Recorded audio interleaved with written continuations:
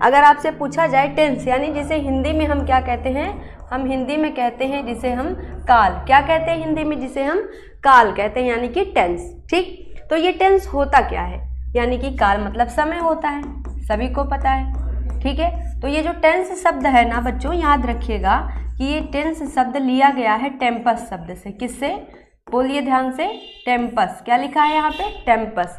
तो जो टेंस शब्द है वह शब्द टेम्पस से लिया गया है, और जिसका मीन्स होता है, टेम्पस का मीन्स होता है समय। क्या होता है, समय। तो आप सभी को पता है टेंस यानी कि काल हम किसे कहते हैं, ऐसा चीज़ जिससे हमें क्या मिले, वर्तमान समय के बारे में, है ना, और उसके साथ साथ भूतकाल के बारे में, और भूतकाल के साथ साथ भविष्य के बारे में जिसमें हमें जानकारी मिलती है, वो क्या कहलाता है, बोलो, टेंस कहलाता है। क्या कहलाता है, टेंस। इससे हमें तीन तीन समय के बारे में पता चलता है। कौन कौन सा, वर्तमान काल, भूतकाल और भविष्य काल। ओके, आई समझ में। टेंस शब्द किससे लिया गया है, यानी इसकी उत्पत्ति किस शब्द से हुई है, तो वो उत्पत्ति हुई है किससे, टेम्पस शब्द से, जिसका मीन्स क्या होता है, समय होता है। क्या मतलब होता है इसका, समय होता है। ठीक है, तो देखिए अब ये जो टेंस है ना, इसको अलग अलग कैटेगरीज में डिवाइड किया गया है। ठीक है, कौन कौन सा है वो समझते हैं। देखो ध्यान से देखिएगा, किससे शब्द से लिया गया है ये, टेम्पस। यहाँ पे आप ऐसे नोट्स बनाते चलिएगा कि टेंस जो है वो टेम्पस शब्द से लिया गया है, जिसका मीन्स क्या होता है, वो समय होता है। आगे बढ़ते हैं।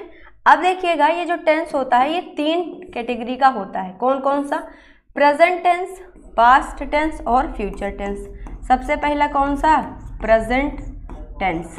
क्या होता है, प्रेजेंट टेंस, जिसे हम लोग क्या कहते हैं, वर्तमान काल। जिसे क्या कहा जाता है, वर्तमान काल। ठीक, आई बात समझ में, वर्तमान काल।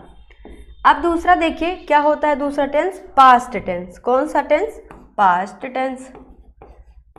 पास्ट टेंस जिसे हम कहते हैं क्या, भूतकाल। क्या कहते हैं जिसे हम, भूतकाल।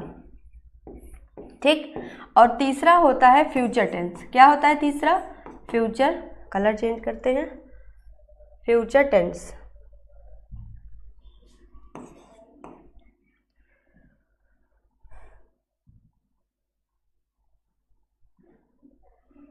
Future tense.